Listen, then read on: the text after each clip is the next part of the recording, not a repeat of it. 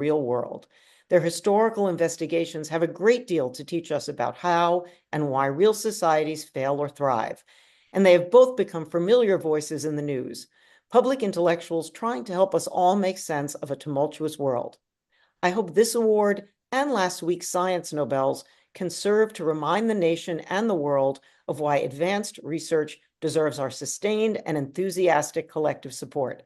Now, Daron, Simon, to you both, and your co-laureate, congratulations. The floor is yours. Thank you, Sally. It's wonderful. It's an amazing event, amazing day, and I am so happy to be sharing the stage with you, Sally, and with Simon. It's a long journey because the topics that were cited in the award statement were the ones that actually drew me to economics.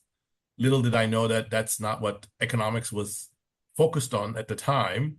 And it was only towards the end of my PhD, and I started thinking again, well, we should really be thinking more about these things. Is there a way of doing so? And I was fortunate enough to, first partner with Jim Robinson and then with Simon Johnson to sort of have this journey with them. And it's been a delightful one. And I think MIT has been a wonderful place. It's been really supportive. The rigor, the commitment to quality, academic integrity, and detail at MIT, I think, is the best environment one could ask. So it's been wonderful to have this journey at MIT. Simon. So my journey has also been a very MIT journey, starting in 1985. And I'd just like to echo what Daron said about the rigor of the place. And to emphasize to everybody that none of these journeys, these academic intellectual journeys, are easy. There's ups and there's downs. But my colleagues have always, in fact, one of them says this quite directly, but they've all, I think, communicated this one way or another, that you should swing for the fences. An American baseball metaphor, obviously, meaning that you should really try to go big. And I came to the issues that are for which we won the Nobel Prize after 10 hard years of working in Eastern Europe and really being quite frustrated with some of the answers that standard economics was giving. And when I met Daron and when I learned what Daron and Jim were already pursuing and we focused on those questions together, it was really quite liberating. It felt big. It felt very big. It felt like a big risk, Sally. It felt like a risk with my career. I didn't have tenure at that point, but it felt like a risk that I wanted to take and a risk that MIT would reward if it paid out. And it did obviously pay off in a really big way. So thank you, Daron. Thank you, Jim. Thank you, MIT in the form of Sally for making all of this possible. Thank you all so very much. Much appreciated. So at this time, journalists will open up the floor for your questions. Again, please raise your hand using the button at the bottom of the Zoom screen.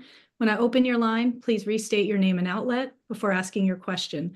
And again, for those student journalists and former students out there, please reach out to questions@mit.edu, and we're definitely going to do what we can to get to as many of those questions as we can do. All right. Daron Woods. Hi there. This is Daron Woods from The Indicator from Planet Money. My question is around what the term inclusive institutions really means. Could this mean widespread education, infrastructure, and a mostly free market, but yet an authoritarian, non-democratic government, like which was the case in Taiwan, Singapore, China, and other fast-growing East Asian economies in the 20th century? Do you want me to take that, Simon? Or? Daron will answer all the hard questions. I'll just do the easy ones. I'll follow. Go ahead first, Daron. Well, institutions are not a panacea. They provide a framework. So some of the details of good policy are, of course, things you build on institutions. But broadly speaking, we distinguish inclusive economic institutions and inclusive political institutions. Inclusive economic institutions have secure property rights and things that uphold something like equality of opportunity, a level playing field. So education, public infrastructure, the right kind of regulation are key.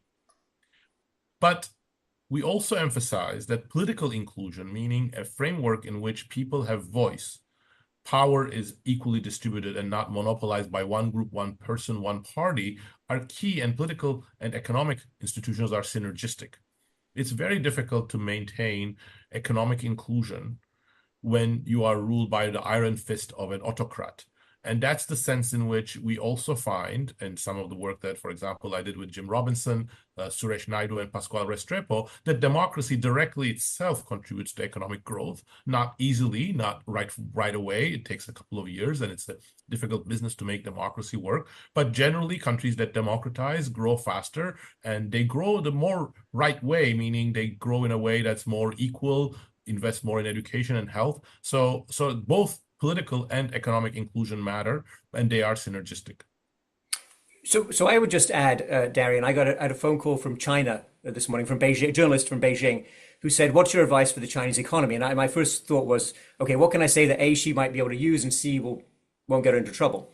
And I think that the basic finding that we have in our historical work is that, yes, you can have episodes of growth under different arrangements, but if you want to sustain that growth over time, it's much stronger and much more robust if you can move towards the kind of inclusive participation that Daron just outlined. And I would flag, for example, South Korea, which is where my wife's family is from. South Korea started out poor after World War II. In fact, in the early 1960s, it was very poor. It was quite authoritarian at the beginning. Over time, there was economic growth and an effort to democratize, which was difficult and messy, and there are plenty of struggles. It's not an easy journey. But I think as a result, the South Korean economy, which is not without its problems today, but it's in much better shape, and their achievements are really remarkable compared to what some other countries have been able to pull off. So I think that's the direction, Darian, in which our work, I think, should orient people. Thank you, and congratulations to you both. Thank you. Thank you all very much. I'm now opening the line for Song Ho Song of Yonhap News Agency. The floor is yours. First of all, congratulations to both professors. I understand, Dr. Johnson, you briefly mentioned South Korea's case, but I understand that two separate institutions on the Korean Peninsula, one in the south and the other in the north, have been subject of your long-time research, as shown in your book, Why Nations Fail. So can you share with us your thoughts on the future of South Korea's economic and social trajectory, and how it can continue to remain on a successful trajectory through institutional improvements? And can you also give us your suggestions vis-a-vis how North Korea can change course toward a better future away from the current impoverished and repressive conditions? And where do you think North Korea will end up to be if it continues to be on the current path? Thank you. And my question, of course, goes to both professors. Thank you. Well, first of all, Why Nations Fail was written by Daron and Jim Robinson, not by me. I am always happy to be confused with Jim Robinson, even more so today, I suppose, than other days. But Daron, do you want to take that first, as you did write that book? Well, I mean, and in fact, South Korea versus North Korea contrast is at the very beginning of the book, because it beautifully illustrates the role of institutions. The South and the North, according to the best data we have, were on a par before the country was separated, and diverged in terms of its institutions. And over time, a more than tenfold difference built up. South Korea, exactly like Simon said, is not without problems.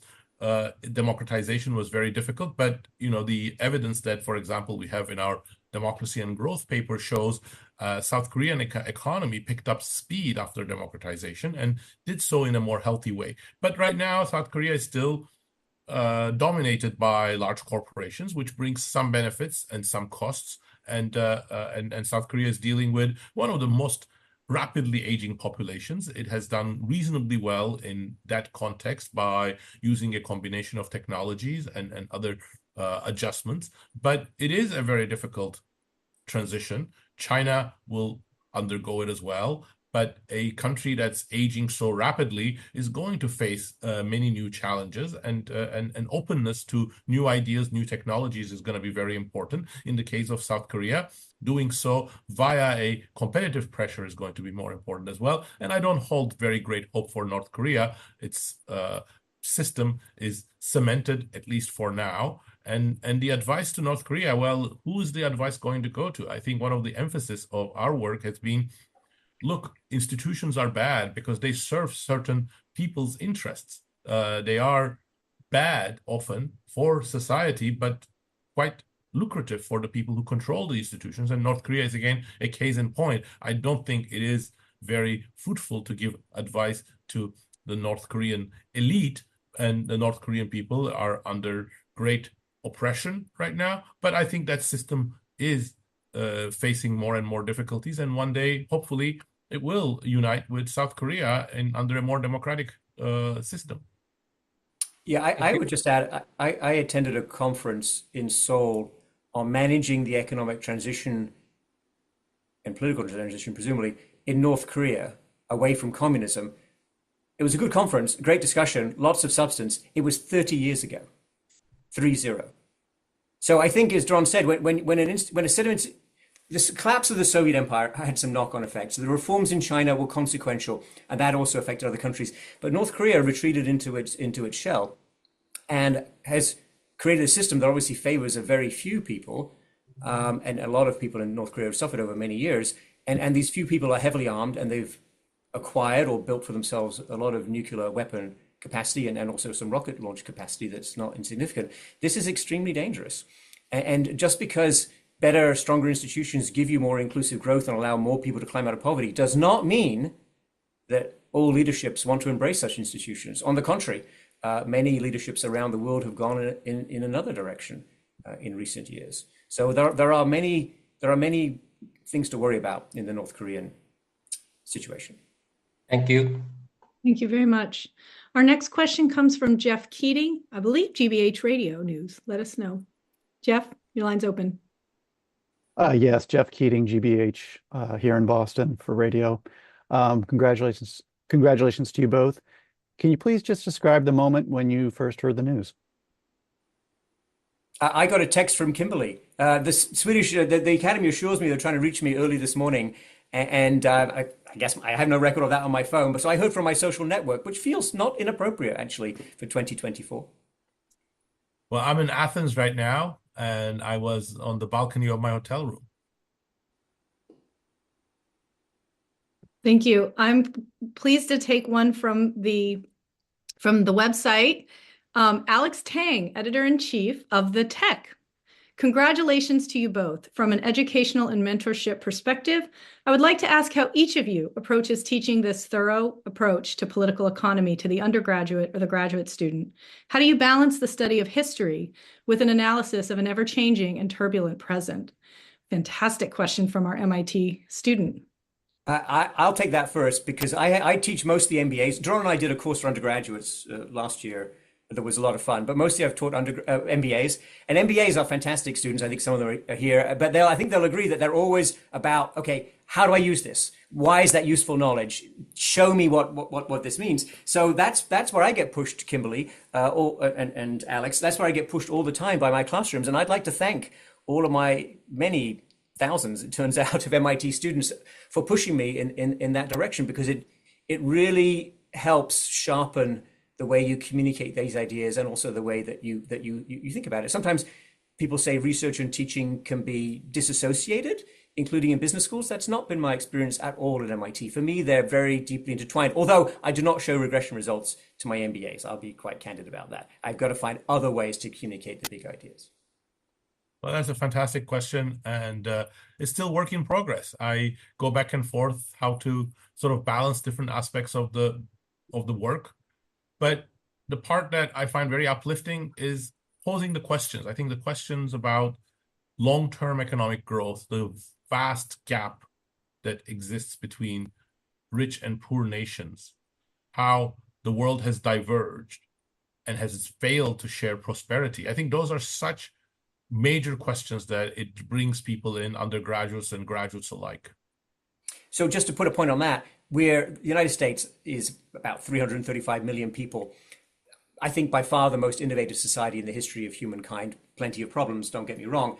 But we live in a world of 8 billion people with enormous unaddressed problems. And we develop all this technology. We're very good at developing technology, including at MIT, including other places. But whose problem are we trying to solve? Whose vision is driving that? Who's making the choices about technology? And this is what Daron and I have been hammering away on for the past 5 years. And that's what our latest book is all about, which is the people who control technology, people who think deeply about technology, the scientists and yes, engineers who drive these processes have an enormous effect on the world, both in terms of who gets access to what opportunity, but also then through institutions, who gets to build what kind of generally democratic and inclusive society. Very interesting. Thank you. Our next question comes from Paolo Mastrolilli. The floor is yours. Thank you very much. Congratulations. Thank you for doing this briefing. I would like to ask you a question about the European Union. There have been a significant... And Paolo, can you state your outlet, please? Oh, yes. I'm the US Bureau Chief for the Italian daily La Repubblica. So there has been a significant backlash against the European Union in a recent year. Brexit, political parties in European countries that are against the European Union, also backlash in the US, particularly with the previous administration, with President Trump. Do you think that the European Union is still useful as an institution, and what reform would you suggest it needs to undertake to be a better institution? Well, Daron is actually in the European Union right now and needs to be able to leave on his own terms tomorrow morning. So I'm going to let him take the first cut of that. Well, the European Union also gained a Nobel Prize. I think it was about 10 years ago for their contribution to peace.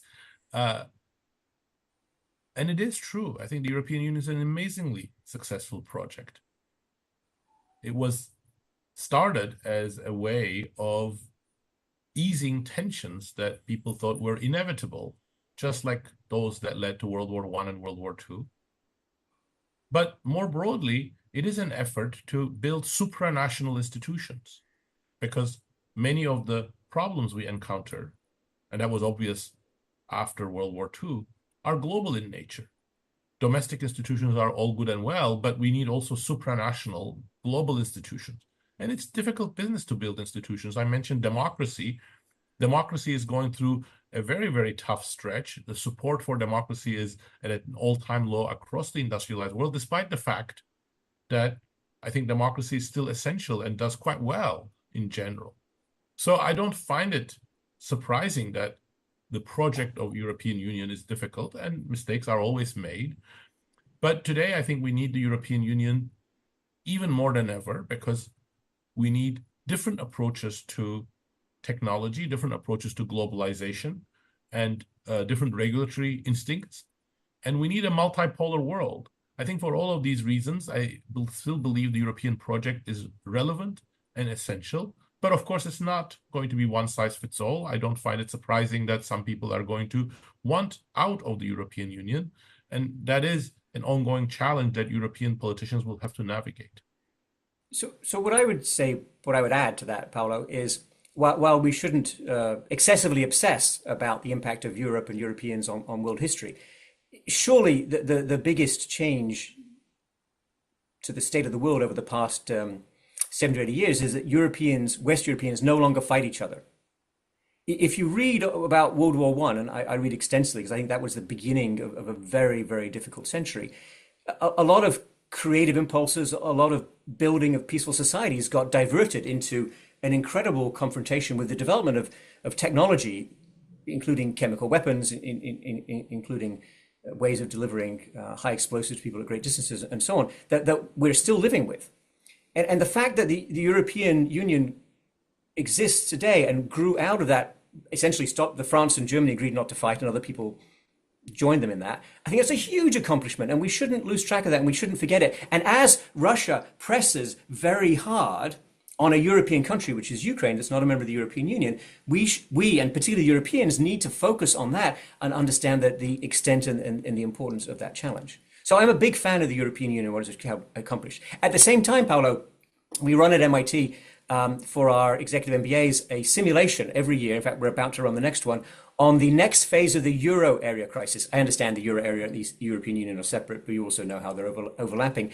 And I will just say that we started running this simulation more than a decade ago, and we always thought this will be the last year in which we can run a plausible next phase of the euro crisis. And every year we got fresh material, and every year we've got new pressures, and every year the students have to think through the macroeconomic responses. This is with Athanasios Orphanides, my Greek Cypriot colleague who was previously a member of the governing council of the European Central Bank and so on. So I think it's never over, Paolo. The problems are always there before us, and you just have to face them and confront them and go forward towards them on the basis of stronger institutions, better democracy, and believing that you should defend these systems against internal forces of chaos and worse, and external forces, because there are many people in the world who do not wish the European and Western Europe well, and those forces need to be resisted.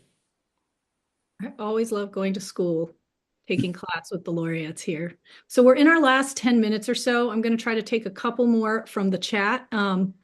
This is from Wendy Maldonado, who you may recall, Professor Johnson, one of your former MBA students. She asks, would you please comment on the role of women in economic participation and how that has affected the overall economies of the societies you've studied, positively or negatively? Have you seen progress and change in a positive direction over time? Or could you point any examples of countries that have done it particularly well and have enjoyed stronger economies as a result? Any examples in emerging economies in particular? So there's a lot there. Unpack the pieces you want. Keep it tight. But thank you. So that's a great question, Wendy, and very important. Of course, Claudia Goldin won a Nobel Prize not too long ago for really digging deeply into all of these topics, and her work I commend to everybody for deeper investigation or study or understanding of this question. I think that the rising voice and power and opportunity for women in this country over the past 100 years is absolutely fundamental, has changed everything. I have two daughters, and I think they have great prospects and opportunities, including in science and technology, actually, that are just thrilling, and that's got to be good for the world. And of course, many women and girls around the world don't have those same opportunities. And I think that's a major problem. It holds back. You can think in economic terms, you can think in political terms, you can think in human terms. So it's something to be overcome. And I met, actually, I should remark for Sally, I met with an alumni not too long ago who told me that she was one of only two women in the MIT class of 1952 or 1953. And now our classrooms are very evenly balanced, and the contributions are evenly balanced. And this is an amazing achievement, which I thank the leadership at MIT over multiple generations. And I think everyone should attempt to move in the same direction to the extent that they can and to the extent that it works in their situation. We've never said it's one size fits all or there's one magic wand to be waved. But I do think increasing rights and privileges and opportunities for women has helped everybody in the United States. And I think it's helped other places too. And I think I hope that it will absolutely continue and strengthen around the world. Well, let me amplify that just with two thoughts. One is, we are in the age of AI, but I remain, and I think Simon does too, convinced that, human productivity, human ingenuity, human resources, broadly construed, are still key for flourishing and meaningful flourishing of countries. And any country that does not value and that doesn't leverage, it doesn't create opportunities for its women, is essentially degrading half of its resources in that fight. And no country in the 20th century has succeeded while doing so. And I think that will be even more so in the 21st century. Thanks to you both. Our next question comes from Martin Sandbu at the Financial Times. Martin, your line is open. Hi, can you hear me? We hear you. Very good. Martin Sandbu from the FT. Simon and Daron, congratulations. My question is whether you could state your view of the current trajectory of institutions in the liberal democratic societies. Are we on course for more extractive institutional forms or to maintain our inclusive institutions? And in particular, what do you make of the case that I think many people believe, and that's at least a plausible case, that we are moving in the direction of more autocratic, more oligarchic institutions with the electoral support of people who are disappointed by how inclusive so-called institutions, inclusive institutions have delivered for them economically and believe better economic promises from those who are heading in an extractive direction. Thanks very much. Well, Martin, you're right to be worried because that is a real danger. And this is something I have done research on recently. If you look at support for democracy in the industrialized world, it's at an all-time low. People are much more willing to say they would be okay, or they would support an authoritarian regime or dictatorship, a military rule or rule by a junta. And if you dig deeper, it is at least in part rooted in their disappointment with democracy.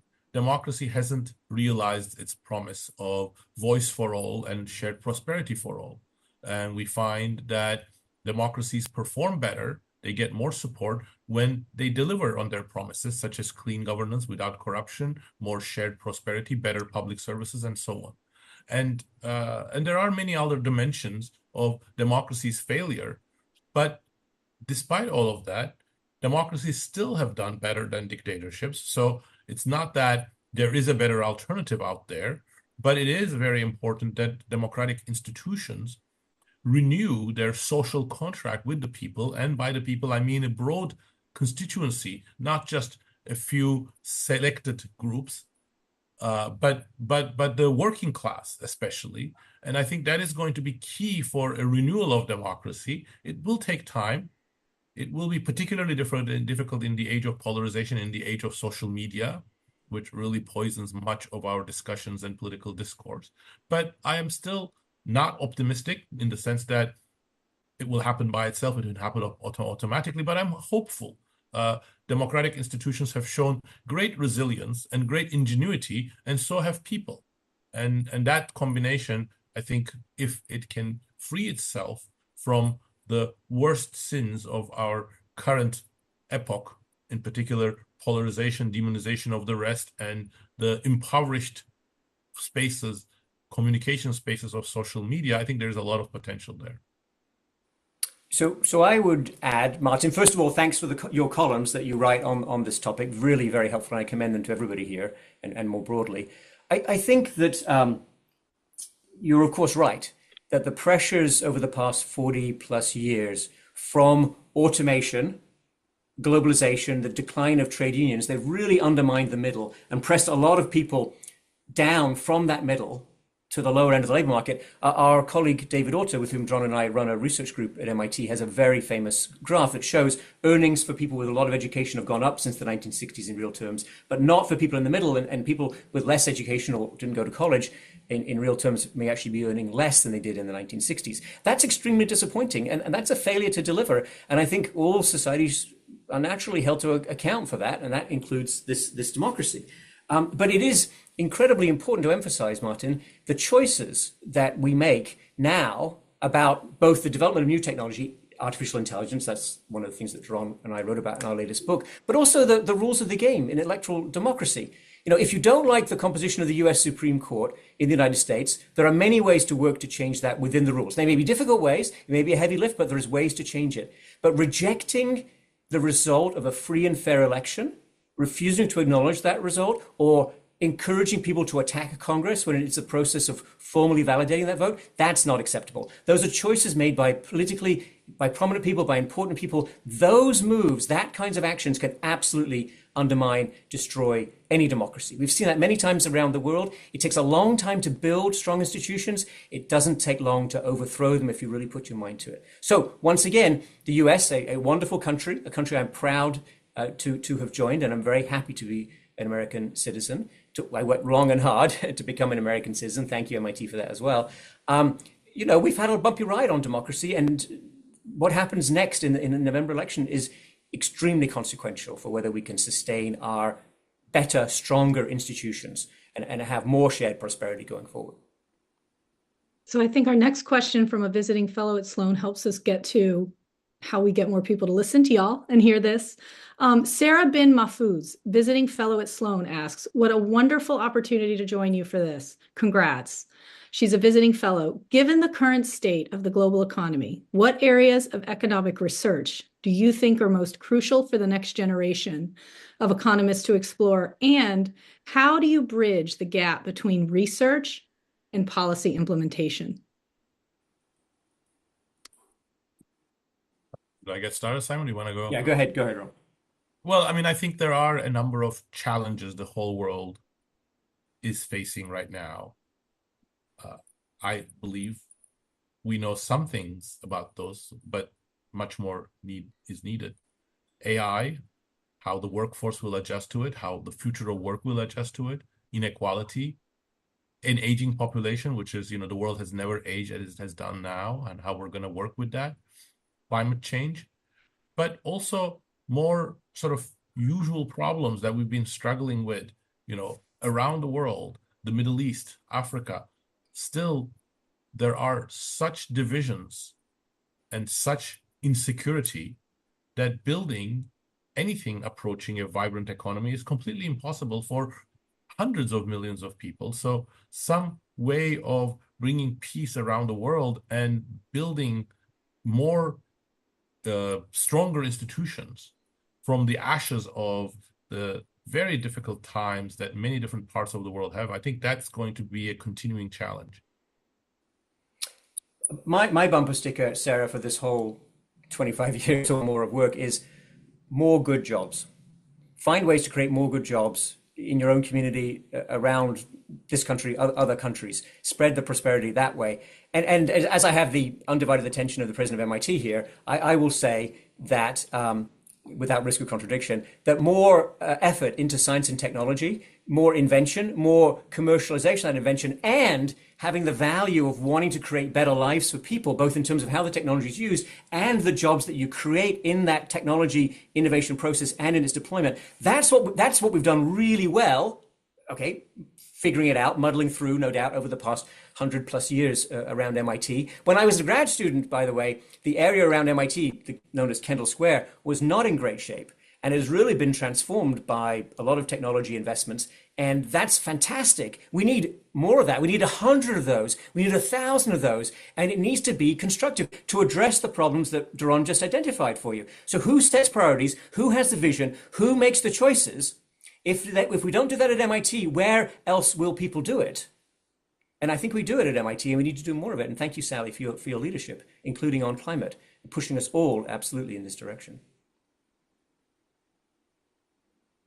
Thanks to you both. We have one more from journalists, then we'll try to get in one or two from former students, and then we can call it a wrap. So Thomas Fisherman, I think we're going back to Europe. The line is open. Yes, hello, it's Thomas Fisherman from Die Zeit, and I guess that my question is very much related to the question from the FT. We see all these countries with perfectly good institutions and reasonable growth deconstruct their own institutions in a way, and this goes through populism, which has been mentioned. So my question is, what kind of research agenda do we need to look at the long-term dynamics there? Do we know enough? Do we have enough research in place to learn about the long-term self-destruction of democracies? And are there alternatives to this? I just spent a weekend in Singapore. Everybody told me that they have a much better long-term plan for suppressing any populism.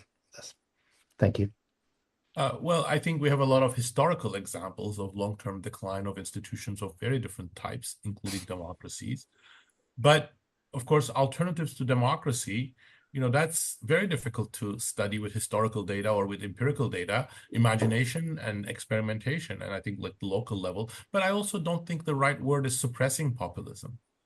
I think populism often is fed by grievances, and suppressing them makes things worse. So understanding populism and turning those grievances into a more positive force rather than the negative force that they become under populism is necessary. You asked a very, very, very good question, direct question, Thomas. I attempt to address it directly. I think there's two major areas for research. One is about technology, how technology develops, how it's deployed, how it's used around the world, the choices that we make about technology, and how we can get better outcomes, defined, I would suggest, first instance, through more good jobs. That, I think, is a very big research area that Daron and I and David Autor are embarked on, and so many other absolutely talented people at MIT and elsewhere. The second, and I think you can get a lot of agreement on that, not an awkward topic, really. The second topic, I mean, let me be fairly pointed and blunt in the interest of time here. It's corruption.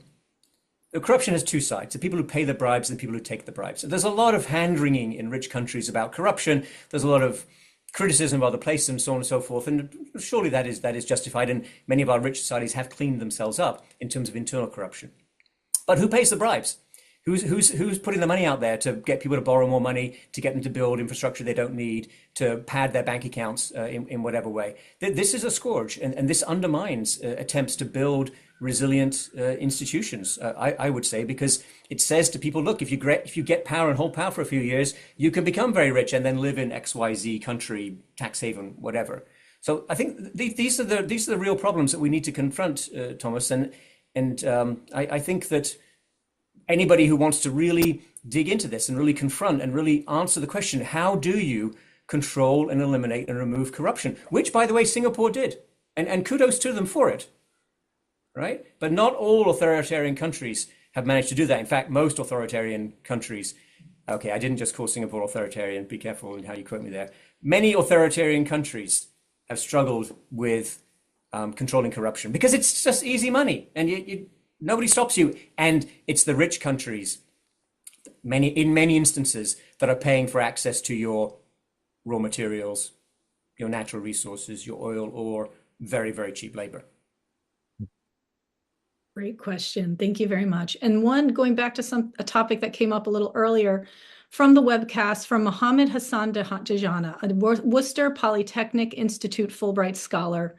Congratulations on the marvelous achievement. My question is, how do you see climate change impacting short and long-term economic growth and the role it plays in exacerbating the divide between the rich and the poor, and what needs to be done to address it?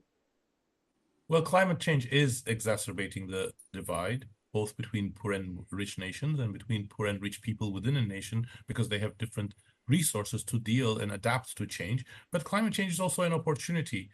Renewable technologies are an amazing source of productivity growth, and even a modicum of investment and a modicum of civil society support for these technologies have had transformative effects. So I think we should welcome the climate change, not the climate change per se, but the climate change challenge. I think there's much more to be done. But in line with the previous questions about inclusion populism, it cannot be done by fiat. It cannot be done by imposing it on workers. You need to bring the workers into the fold as well. You need to convince people that they are going to benefit from it. And it's not going to be something that are going to be forced into at the cost of their good jobs. And it's not something that is just dictated to them from above. And I think that's again, a challenge for democracy. Yes, I think that the recent tragic events around the two hurricanes, particularly the devastation in North Carolina, where I lived in North Carolina for 5 years, it's absolutely heartbreaking. And it should remind us that nobody is exempt. Even rich countries are going to be faced with terrible, terrible problems here. And I think that there are one answer on the what to do about climate change is about policy and changing policy. And there are things that can be done now. And of course, it's a long list and they're not being done for reasons that we can discuss. But the other piece that's super important is really swing for the fences, aim for the breakthrough science, change the world again. And I'm looking at Sally Kornbluth as I say this because she's doing this.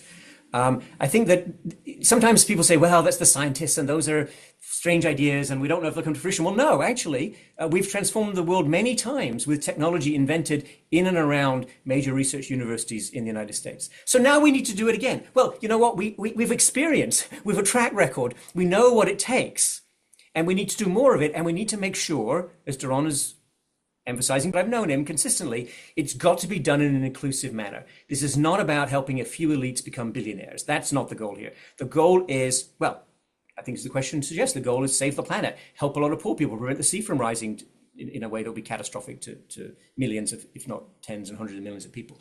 That's a tough agenda, but I think we know how to do it. And I'm really pleased to be continue to be associated with MIT and all of MIT's efforts in this direction. Thank you both so much. We are going to give the final question today. We're going to end with MIT alumna Reshma Patel, MIT Economics class of 1993. And I think it's a nice recap from what you all have been saying. What can the average person do to strengthen our democratic institutions? Doesn't democracy only work if we all participate in it? I'll take this one first, Daron, seeing as you were just swigging water. Yes, absolutely. I mean, that's the essence. That's what we've learned over 250 years. There's a lot of people who want you to stay on the sidelines. There's a lot of people who say, well, your voice doesn't matter. I think the strongest societies in the world have been built from the ground up. And it's a struggle. It's always hard. Look, nothing about this democratic process, nothing about inclusive prosperity has come easily to anyone, including in the UK, the US, European Union, which we've talked about. So there's a lot of hard work. ahead. And as some of the questions emphasize, this is a tough moment, a challenging moment, a moment of stress test. But yes, the choices that need to be made about technology and about political outcomes rest with us, and it's a responsibility that we need to take seriously. And if our research has pushed people in that direction, and if today's incredible, amazing prize award helps raise awareness, then I think all the work we've done over the past 2.5 decades has been worth it. Well, let me end by saying three things, two non-controversial, pretty obvious, and one perhaps a little more controversial. One, participate. That's what democracy needs. Two, avoid demonizing the other side. Try to understand the other side so that there is better communication. That's what democracy is about. But third, I think walk away from all social media and media sources that try to polarize us. That's only by people walking away and not rewarding these really pernicious sources of echo chambers, polarization, pollution of communication that we can actually fix the system. We should stop rewarding them. Thank you all so much. And that will be the final word today. Thank you all for joining us. Congratulations once again to today's laureates. Thank you, President Kornbluth, for being here with us as well, on behalf of the whole MIT community. Have a great day, guys. Enjoy it. Thank you so much, Kimberly. Thanks to everyone. Bye-bye. Bye-bye.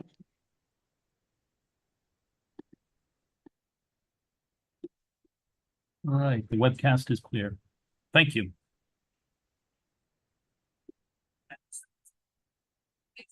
Recording stopped. Fucking jump cut. Damn.